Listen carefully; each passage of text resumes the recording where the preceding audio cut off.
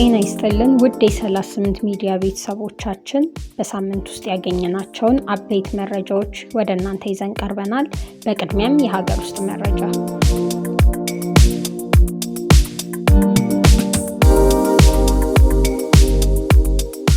የዘንድሮ የ12ኛ ክፍል ብሔራዊ መልቀቂያ ውጤት ይፋ ሆነ። በዘንድሮ የ12ኛ ክፍል ብሔራዊ ፈተና 563960 ተማሪዎች ተመዝግበው 550210 ተማሪዎች ፈተናውን ወስደዋል።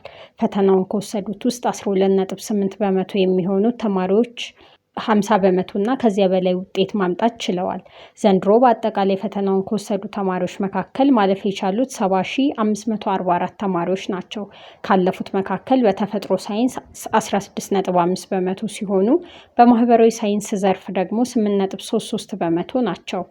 በዘንድሮ ከፍተኛ ውጤት የተመዘገበው በተፈጥሮ ሳይንስ ወንድ 591.6 ከ600 ተማሪውም የኦዳ ስፔሻል ቦርዲንግ አዳማ ተማሪ ነው። ከሴት ደግሞ 583 ከ600 ሲሆን ከእንጅባራ አገው ምድር ትምህርት ቤት ነው።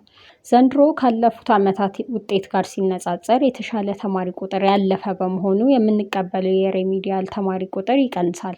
ስንት ይሆናል የሚለውን በተመለከተ ግን መቁረጫ ነጥቡ ወደፊት የሚገለጽ ይሆናል ሲሉ ፕሮፌሰር ብርሃኑ ነጋ ገልጸዋል። በማህበራዊ ሳይንስ ዘርፍ የተመዘገበው ከፍተኛ ውጤት 576.2 ከዶዶላ ኢፋቦሩ ትምህርት ቤት ነው።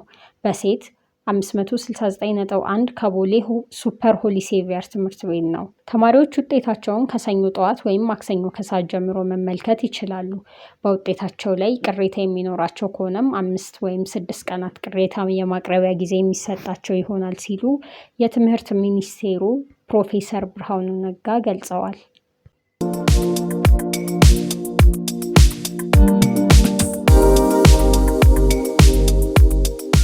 ኢትዮጵያና አሜሪካ የመከላከያና ደህንነት ዘርፍ አጠቃላይ ስትራቴጂካዊ ትብብር እንዲመሰረት የሚያስችል ስምምነት ፈጸሙ። የኢትዮጵያ ከፍተኛ ወታደራዊ ልዑክ በሜጀር ጀነራል ተሾመ ገመቹ መሪነት ወደ አሜሪካ በማቅናት ከአሜሪካ መከላከያ መስሪያ ቤት አመራሮች ጋር የሁለትዮሽ የጋራ ምክክር ማድረጉ ተገልጿል። በምክክሩም ሁለቱ ሀገራት አጠቃላይ የመከላከያና ደህንነት ስትራቴጂካዊ ትብብር ለመመስረት የመከላከያ ተቋማዊ ትብብርን ለማስፋፋትና ስትራቴጂካዊ ቅንጅታቸውን ለማጠናከር መስማማታቸው ተጠቅሷል።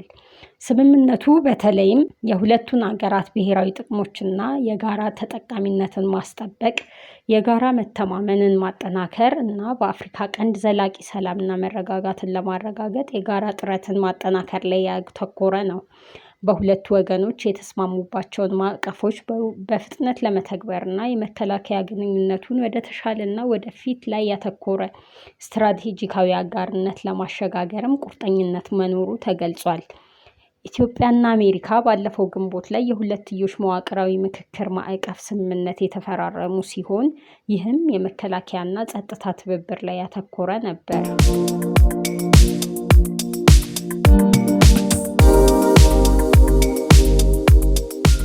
በትግራይ ክልል በ2018 ዓ.ም 33 ሴቶች በግፍ መገደላቸው ተገለጸ።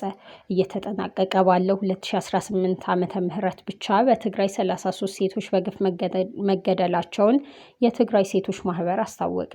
ማህበሩ የተጎጂዎች ቤተሰቦች ፍትህ እንዲያገኙና የህግ የበላይነት እንዲረጋገጥ እየሰራ መሆኑን ገልጿል። ይህ መረጃ የተሰማው በቅርቡ በመቀለ ከተማ በዘውዱ ሀፍቱ ግድያ ላይ የተላለፈውን የፍርድ ቤት ውሳኔ በመቃወም የሴቶች መብት ተሟጋቾች እያካሄዱ ካሉት እንቅስቃሴዎች ጋር በተያያዘ ነው። በመቀለ ከ2 ዓመት በፊት በአሰቃቂ ሁኔታ የተገደለችውን ዘውዱ ሀፍቱን ግድያ በተመለከተ የመቀለ ማህበራዊ ፍርድ ቤት ሐምሌ 29 ቀን 2018 ዓ.ም ተከሳሾቹ በነፃ እንዲለቀቁ ውሳኔ ሰጥቷል። የፍርድ ቤቱን ውሳኔ በመቃወም 9 የሴቶች መብት ተሟጋች ሲቪል ማህበራት የጋራ መግለጫ አውጥተዋል። የመቀለ አቃቢ ህግም የፍርድ ቤቱን ውሳኔ በመቃወም ይግባኝ ማቅረቡ ታውቋል። በተጨማሪም የዘውዱ ሀፍቱን ግድያ ጉዳይ ላይ የተላለፈው ውሳኔ ኢፍትሐዊ ነው በሚል በርካታ ሴቶች የዘንድሮውን የአሸንዳ በዓል ጥቁር ልብስ በመልበስ ለማሰብ የሚጠይቅ እንቅስቃሴ ጀምረዋል። ተሳታፊዎቹ ሙሉ ጥቁር ልብስ በመልበስ የዘንድሮ የአሸንዳ አምባሳደር ዘውዱ ሀፍቱ ናት ፍትህ በግፍ ለተገደለችው ዘውዱ የሚሉ የሴቶች መብት እንዲከበር የሚጠይቁ መልእክቶችን በማስተላለፍ ላይ ናቸው። እንቅስቃሴው በተለይም በማህበራዊ ሚዲያ ገጾች በስፋት እየተሰራጨ ይገኛል። የትግራይ ክልል ባህልና ቱሪዝም ቢሮ በበኩሉ እንቅስቃሴውን በመቃወም የአሸንዳ በዓል ባህሉንና እሴቱን ጠብቆ እንዲከበር የሚያስገነዝብ መግለጫ ቢያወጣም የሴቶቹ የተቃውሞ እንቅስቃሴ በማህበራዊ ሚዲያ ቀጥሏል።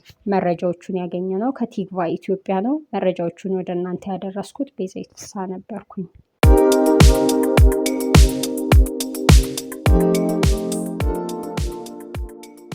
ጤና ይስጥልኝ። ከ38 ሚዲያ ሳምንታዊ የውጭ መረጃዎችን እንደሚከተለው እናቀርባለን። ከመረጃዎቹ ጋር ዋቀየ ብሩ ነኝ።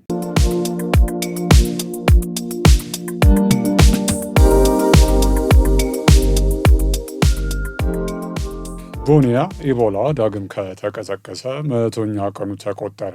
በኮንጎ ዴሞክራሲያዊ ሪፐብሊክ ዳግም ከተቀሰቀሰ 100ኛ ቀኑን ላስቆጠረው ገዳዩ የኢቦላ ተዋሲ ፈጣንና ይበልጥ የተቀላጠፈ ምላሽ ያሻል ተባለ። የድንበር የለሽ ሐኪሞች ቡድን ኤምኤስኤፍ እንደዘገበው ከሆነ የተዋሲውን ስርጭት ለመቆጣጠር ማህበረሰቡ በቂ ድጋፍ እያገኘ አይደለም ሲሉ ገልጸዋል። የዘንድሮ የኢቦላው ስርጭት በሀገሪቱ ታሪክ እጅግ ከፍተኛና ይበልጥ ገዳይ መሆኑንም ቡድኑ ጠቅሷል። ካለፉት ሳምንታት አንስቶ በተህዋሲው የተነሳ በየሰዓቱ አንድ ሰው እየሞተ ነው ሲልም ፈጣን ምላሽ እንደሚያስፈልግ አስጠንቅቀዋል።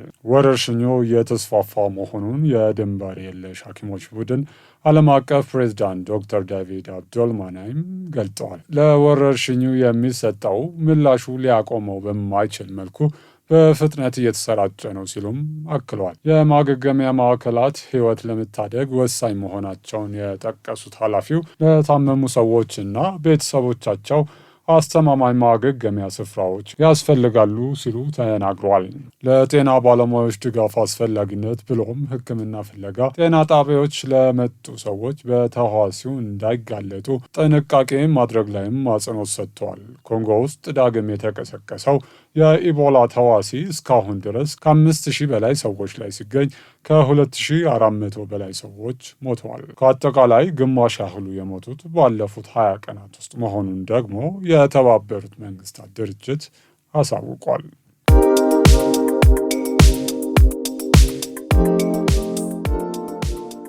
ፕሬዚዳንት ዶናልድ ትራምፕ ከኢራን ጋር በሚደረገው ጦርነት የፍጥጫ ማዕከል የሆነው ሆርሙዝ ወሽመጥ የአሜሪካ ግዛት ነው ሲሉ ተናገሩ።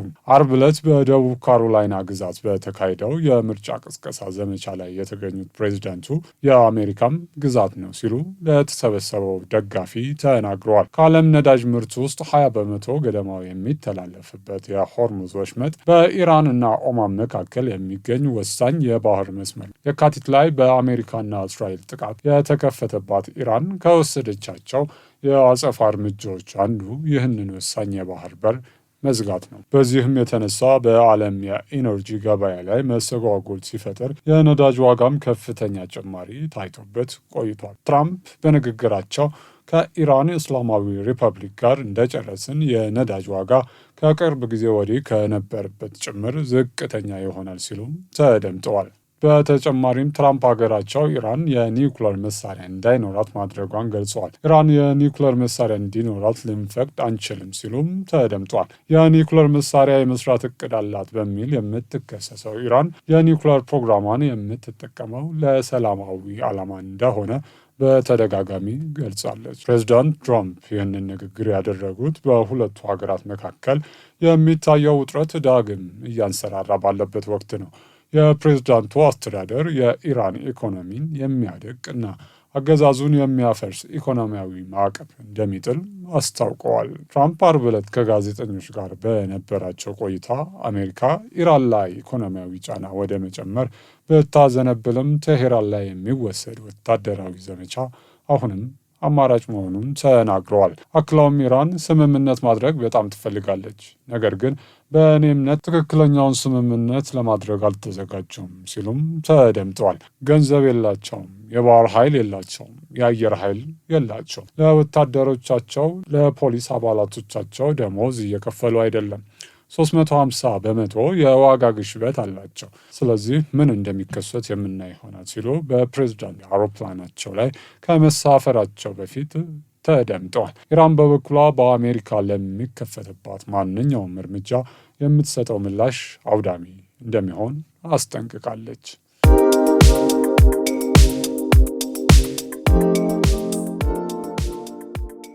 ላይቤሪያ አሜሪካ በሚቀጥለው 1 ዓመት ውስጥ ከግዛቷ ከምታስወጣቸው የውጭ ዜጎች እስከ 1200 ያሉን ለመቀበል ተስማማች። ህገወጥ ባለቻቸው ስደተኞች ላይ የሚወሰደውን እርምጃ አጠናክሮ የቀጠለው የፕሬዝዳንት ዶናልድ ትራምፕ አስተዳደር ከላይቤሪያ ጋር የደረሰው ስምምነት እስካሁን ከፈጸማቸው ትልቁ ስምምነቶች አንዱ ነው። ከዚህ ቀደም በተፈጸሙ ተመሳሳይ ስምምነቶች ሶስተኛ ሀገራት ሲቀበሉ የነበሩት ወደ ራሳቸው ሀገር እንዳይባረሩ የሚከለከል ህጋዊ ከለላ ያላቸውን ስደተኞች ነው። ወደ ላይቤሪያ የሚላኩ ስደተኞች ተመሳሳይ ህጋዊ ጥበቃ ያላቸው ይሆን እንደሆን አልታወቀም። ስደተኞቹ ላይቤሪያ ከደረሱ በኋላ ወደ ፈለጉበት ቦታ መሄድ ወይም የጥገኝነት ጥያቄ ማቅረብ እንደሚችሉም ተናግረዋል። እንደ ፒያሁ ገለጻ ከአሜሪካ ከተባረሩ ሰዎች መካከል ወንጀለኞች አሊያም በአሜሪካ ወይም በላይቤሪያ ክስ የተመሰረተባቸው ሰዎች የሉም። ወደ ላይቤሪያ የሚመጡትን ሰዎች ዜግነት በተመለከተ መረጃ ሳይሰጡም ተቆጥበዋል። ባለፈው ዓመት ጥር ላይ ወደ ስልጣን የመጣው የፕሬዝዳንት ትራምፕ አስተዳደር በርካታ ሰዎችን ወደ ሶስተኛ ሀገራት ሲያባርር ጋና፣ ኢኳቶሪያል ጊኒ፣ ስዋቲኒ፣ ዴሞክራቲክ ሪፐብሊክ ኮንጎ እና ሴራሊዮን ያሉ በርካታ የአፍሪካ ሀገራት አሜሪካ በህጋዊ ከለላ ምክንያት ወደ ሀገራቸው ልታባረራቸው የምትችላቸውን ሰዎች ለመቀበል ስምምነት ፈርመዋል። አሜሪካ ግለሰቦችን ወደ ሶስተኛ ሀገር ለመላክ የሚደረሱት ስምምነቶች ህጋዊ ናቸው የሚል አቋም ሲኖራት፣ የመብት ተሟጋች ቡድኖች ግን ስምምነቶቹ ግልጽነት የጎደላቸው እንደሆኑ እንዲሁም ስደተኞቹ ሶስተኛ ተቀባይ ሀገር ከደረሱ በኋላ ወደ ሀገራቸው እንዲመለሱ እንደሚደረጉ በግልጽ ተችተዋል።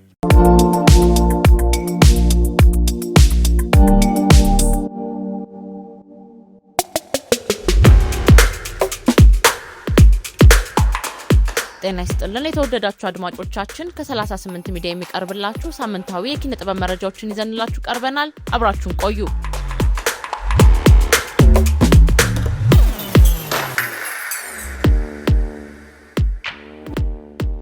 ሳይንሳዊ የልጆች አስተዳደግና ቅድመ መደበኛ ትምህርት በሚል ርዕሰ ጉዳይ የውይይት መድረክ ተካሄደ። ዋሊያ የውይይትና የሐሳብ መድረክ በልጆች አስተዳደግና ትምህርት ላይ የሚያተኩር የውይይት ፕሮግራም አርብ ነሐሴ 15 ቀን 2018 ዓ.ም ከቀኑ 10 ሰዓት ጀምሮ አካሂዷል። ሳይንሳዊ የልጆች አስተዳደግና ቅድመ መደበኛ ትምህርት እንዴት ያለ ነው በሚል ርዕሰ ጉዳይ በተካሄደው በዚህ መድረክ ላይ ቢኒያም ገብረ ኢየሱስ ጥናታዊ ጽሑፍ ያቀረቡ ሲሆን የወላጆችና የልጆች ፈተናዎች፣ የልጆችን ተፈጥሯዊ ችሎታና ፍላጎት የመለየት እንዲሁም የመፍትሄ አቅጣጫዎች ዙሪያ ሰፊ ውይይት ተደርጓል። በደሳለኝ ስዩምና በዳንኤል ተፈራ ማሞ አሰናጅነት የተዘጋጀው ዕዳ ቁጭትና እውነት የተሰኘ አዲስ መጽሐፍ ለንባብ በቅቷል። ጉራጌ ሲገለጥ የተሰኘ የበነጋሽ በቀናቱ ሩጋ አዲስ የምርምር መጽሐፍ ለንባብ በቅቷል። ባህልን፣ ታሪክን፣ የማህበረሰቡን ስነ ልቦናና የአኗኗር ዘይቤ በአጠቃላይ በርካታ ሀሳቦችን የያዘውና ለጥናትና ምርምር የሚጠቅም ሆኖ የተዘጋጀው ይህ መጽሐፍ በቅርቡ በእንግሊዝኛ ቋንቋ ተተርጉሞ ለዓለም አቀፍ አንባቢያን እንደሚበቃ ደራሲው ገልጸዋል። እቴጌ ጣይቱና ዳግማዊ ምኒልክ ኢትዮጵያ እንደ አውሮፓውያኑ አቆጣጠር ከ1883 እስከ 1910 የተሰኘው አዲስ የታሪክ መጽሐፍ በአማርኛ ተተርጉሞ ለንባብ በቅቷል። ይህ መጽሐፍ ታዋቂዋ የታሪክ ተመራማሪ ክሪስ ፕራውቲ በእንግሊዝኛ የጻፈችው ሲሆን በህይወት ተፈራና በዮርዳኖስ አልማዝ ሰይፉ ተተርጉሞ ለንባብ የበቃ ድንቅ የኢትዮጵያ ታሪክ ምስክር ነው። የኢንተርቴይንመንትና ቢዝነስ ወርክሾፕ በኪነ ጥበብና በኢንተርቴይንመንት ዘርፍ የተሰማሩ ባለሙያዎች ክህሎታቸውን ወደ ስኬታማ የንግድ ስራ እንዲቀይሩ የሚያግዝ የኢንተርቴይንመንት ቢዝነስ ወርክሾፕ በፒያሳው ክሬቲቭ ሀብ ሊካሄድ መሆኑ ተገለጸ። ከነሐሴ 25 እስከ 29 ቀን 2018 ዓ.ም ፒያሳ በሚገኘው ክሬቲቭ አብ በሚካሄደው በዚህ የ5 ቀናት የስልጠና መርሃ ግብር ላይ ተፎካካሪነትን ማሳደግና ድሎችን ማስፋት፣ ታለንትን ወደ ተዋጣለት ቢዝነስ መለወጥ፣ የራስን የጥበብ ብራንድ መገንባት፣ ከስፖንሰሮችና ከአጋር ድርጅቶች ጋር ውጤታማ የሥራ ግንኙነት መፍጠር በሚሉና በሌሎች መሰረታዊ የዘርፉ ርዕሰ ጉዳዮች ላይ ትኩረት ተደርጎ ስልጠና እንደሚሰጥ ተገልጿል። በቀጣይ ወዳገኘነው የውጪ መረጃ በጣሊያን ከሚገኝ ሙዚየም የህዳሴው ዘመን ስዕሎች ተሰረቁ። በጣሊያን ሲሲሊ ደሴት በሚገኘው የሜሲና ክልላዊ ቤተ መዘክር ውስጥ ተቀምጠው የነበሩና እጅግ ከፍተኛ ታሪካዊና የገንዘብ ዋጋ ያላቸው 4 የህዳሴው ዘመን ሪኔሳንስ ፔሬድ ዘመን የጥበብ ስዕሎች መሰረቃቸውን ቢቢሲና የጣሊያን መገናኛ ብዙሃን ዘግበዋል።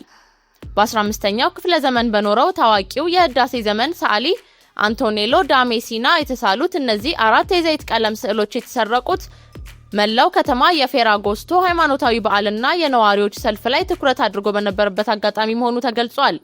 ሌቦቹ የሙዚየሙን የማስጠንቀቂያ ደውልና ጥበቃ ጥሰው በመግባት እንደሰረቁ የተገለጸ ሲሆን ከተሰረቁት ቅርሶች መካከል 3ቱ በ1973 የተሳለው የሳን ግሪጎሪዮ ፖሊፕቴክ አካል የሆኑት የጡብ ስዕሎች ሲሆኑ 4ኛው ደግሞ በሁለቱም በኩል ስዕል ያረፈበትና የታሸገ የጥበቃ ሳጥኑ ተሰብሮ የተወሰደ ብርቅዬ የሃይማኖት ምስል መሆኑ ተገልጿል።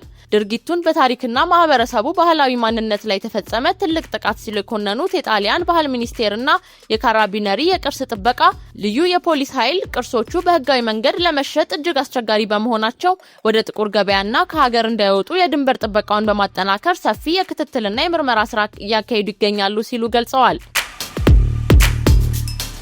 የተወደዳችሁ አድማጮቻችን ከ38 ሚዲያ የሚቀርብላችሁ ሳምንታዊ የኪነ ጥበብ መረጃዎቻችን ይህንን ይመስሉ ነበር።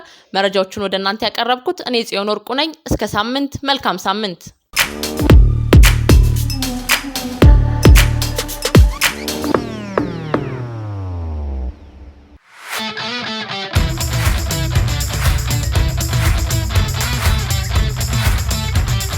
ሳምንት የተሰሙ አበይት ስፖርታዊ ዜናዎች፣ የኢሳያስ ጅራ በድጋሚ መመረጥ፣ የአሰልጣኝ ሚቾ ወደ ቅዱስ ጊዮርጊስ መምጣት እንዲሁም የዝውውር መረጃዎችና የእንግሊዝ ፕሪሚየር ሊግ በይፋ መጀመር እንመለከታለን። በ38 ሚዲያ የሳምንቱ መረጃዎችን ይዘንላችሁ መተናል። ከመረጃዎቹ ጋር ዳናይት ቱሪ ነኝ። አብራችሁን ቆዩ።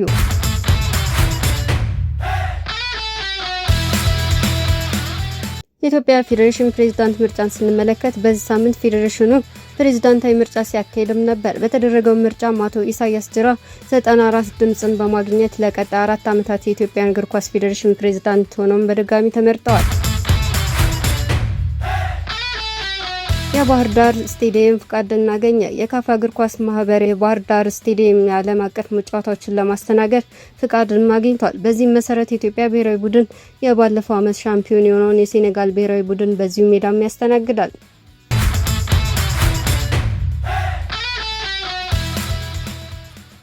ሰርቢያው የቀድሞ ዩጋንዳ ብሔራዊ ቡድን አሰልጣኝ ሚልቶ ሚቾ ለ3ኛ ጊዜ ቅዱስ ጊዮርጊስ ዋና አሰልጣኝ በመሆን በሸራተን ሆቴል የ3 ዓመት ውልም ፈርሟል። ክለቡ አዲስ ስቴዲየም ለመገንባት ማቀዱንም በዚሁ መድረክ አስታውቋል። ወደ ዝውውር ዜናዎች ስንሄድ አውሮፓ እግር ኳስ የዝውውር መስኮት ሊዘጋ ጥቂት ቀናት ሲቀሩት ክለቦች በትልቅ ገንዘብ ተጫዋቾችንም እያስፈረሙ ይገኛሉ። ከአንድ ዓመት በፊት ስሙ ከማንቸስተር ዩናይትድ ጋር ተያይዞ የነበረው ካርሎስ ባሌባ በዘንድሮ የዝውውር ዓመት ተሳክቶለት በ70 ሚሊዮን ፓውንድ የ5 ዓመት ኮንትራት ውል ተፈራርሟል። በዊሊያም ሳሊባና ዩሬን ቲምበር ጉዳት ምክንያት ስጋት ያጋጠመው አርሰናልም የእንግሊዙን ብሔራዊ ቡድን ተከላካይ የሆነው ኤዝኖ ኮንሳን ከአስቶን ቪላ በ55 ሚሊዮን ፓውንድ የ4 ዓመት ኮንትራትም ተፈራርሟል። ማንቸስተር ሲቲ ማን ያስፈርማል የሚለውንም ስናይ ከሮድሪና ቲጀር ሬንደርስ ጋር የሚለያየው ማንቸስተር ሲቲ የመሃል ሜዳውን ለማጠናከር አቅዷል። ማንቸስተር ሲቲዎች የሊሉን አማካይ አዩብ ቦአዲን ለማስፈረም እየተቃረቡ እንደሆነም ተገልጿል። በተጨማሪም ኢንዞ ፈርናንዴዝን የማስፈረም ፍላጎት እንዳላቸውና ተስፋም እንዳልቆረጡ ተዘግቧል። ክለቡ ተጫዋቹን ለማስፈረም ጥረት እንደሚያደርግ ሲገልጽ፣ ይሁን እንጂ 120 ሚሊዮን ፓውንድ የመክፈል ሀሳብ የለውም ተብሏል። ማንቸስተር ሲቲ በቀጣይ ክለቡን በሚለቁ ተጫዋቾች ቦታ አዲስ ተጫዋቾች ማስፈረም እንዳሰበም ተነግሯል። ይህ ማለት ሳሊባ ወደ ቶተንሃም የሚያደርገው ዝውውር ካጠናቀቀ የክንፍ ተጫዋች ሊያስፈርምም ይችላል። ይህ በእንዲህ እንዳለ ሮድሪ፣ ሳንቮ፣ ሬንደርስ እና ጃክ ግሪሊሽ በዚህ ክረምት ክለቡን የሚለቁና ሊለቁ የሚችሉ ተጫዋቾችም ናቸው። አስቶን ቪላ ቢሳካን አስፈረመ። በአሰልጣኝ ኡናይ ኤሚሪ የሚመራው አስቶን ቪላ አሮን wan ቢሳካን ከዌስትሃም ዩናይትድ ማስፈረሙን ይፋ አድርጓል። አስቶን ቪላ ተጫዋቹን የመግዛት ግዴታ ባካተተ የ1 ዓመት የውሰት ውል ማስፈረሙን አስታውቋል። አስቶን ቪላ በበኩሉ ለማቲካሽ ተፎካካሪ የሚሆን ተከላካይ ለማስፈረም እንቅስቃሴ እንደነበሩ ይታወቃል። ቶተንሃም ሳኒቮን ለማስፈረም ተስማማ። የሰሜን ለንደኑ ክለብ ቶተንሃም ሳኒቮን ከማንቸስተር ሲቲ ለማስፈረም ከስምምነትም ደርሷል። ቶተንሃም ተጫዋቹን የሚያስፈርመው 85 ሚሊዮን ፓውንድ በሚደርስ የዝውውር ሂሳብ መሆኑም ተገልጿል። ሮድሪ ለባርሴሎና ፊርማውን አኑሯል። ስፔናዊ አማካይ ሮድሪ የባርሴሎናን ተጫዋች የሚያደርገው ፊርማም አኑሯል። የዓለም ሻምፒዮኗ ሮድሪ በባርሴሎና እስከ 2030 የሚያቆየውን 4 ዓመት ኮንትራትን ፈርሟል። ባርሴሎና በቀጣዩ የውድድር የሮድሪን ዝውውር ይፋ እንደሚያደርግም ይጠበቃል። ባርሴሎና ተጫዋቹን አጠቃላይ 76.5 ሚሊዮን በሚደርስ የዝውውር ሂሳብ ለማስፈረምም ተስማምቷል። ሴኔጋል ፓትሪክ ኤቭራን በኃላፊነትም ሾመች። ከአሰልጣኝ ፔፕ ቲያው ጋር የተለያዩ የሴኔጋል ብሔራዊ ቡድን አዲስ አሰልጣኝ መሾም በይፋ አስታውቋል። ሴኔጋል ፈረንሳዊና አሰልጣኝ ፓትሪክ ቬራን በኃላፊነት መሾሟንም ይፋ አድርጋለች። አሰልጣኝ ፓትሪክ ቬራ በቀጣይ የ2027 የአፍሪካ ዋንጫ ፍጻሜ የመድረስ ተልዕኮ መቀበላቸውም ተነግሯል። በተጨማሪም በ2030 የዓለም ዋንጫ ማለፍና ግማሽ ፍጻሜ መድረስ ከተሰጣቸው ኃላፊነት ውስጥም ይጠቀሳል። ፓትሪክ ቬራ በቀጣዩ ቡድኑም እየመሩ የመጀመሪያ ጨዋታቸውን ከሞዛምቢክ እና ኢትዮጵያ ጋር የሚያደርጉም ይሆናል። በእንግሊዝ ፕሪሚየር ሊግ የ2026/27 የውድድር ዘመን መክፈቻ ጨዋታ ላይ እንዲሁም በዚሁ ሳምንት የኮሚኒቲ ሺልድ ዋንጫን ያነሳው አርሰናል ከኮቬንትሪ ሲቲን 3-0 በሆነ ውጤትም አሸንፏል። አምበሉ ማርቲን ኦዲጋርድ፣ ቡካዮ ሳካና ካይ ሃቨርት አርሰናልን አሸናፊ ያደረጉ ጎሎችን አስቆጥረዋል። በጨዋታው ኖርዌይ አማካይ ማርቲን ኦዲጋርድ የጨዋታው ኮከብ በመባልም መመረጥም ችሏል። ኦዲጋርድ በ73 የፕሪሚየር ሊግ ጎሎች ላይም ቀጥተኛ ተሳትፎ ማድረጉም ችሏል። የማንቸስተር ዩናይትድ ደጋፊዎችን ያስደነገጠው ውጤትም ተመዝግቧል። ማንቸስተር ዩናይትድ በሊጉ መክፈቻ ጨዋታ በሃል ሲቲ 2-0 በሆነ አስገራሚ ውጤትም ተሸንፏል። ይህም ውጤት ወደ ፕሪሚየር ሊጉ ለተመለሰው ሃል ሲቲ ትልቅ ድል ሲሆን ለማንቸስተር ዩናይትድ ግን የውድድር ዓመቱ መጥፎ መጀመሪያም ሆኖባቸዋል። በፕሪሚየር ሊጉ የመጀመሪያ ሳምንት መርሃ ግብር ኤቨርተን ክሪስታል ፓላስን በሃልና ባሪ ጎሎች 2-0 አሸንፏል።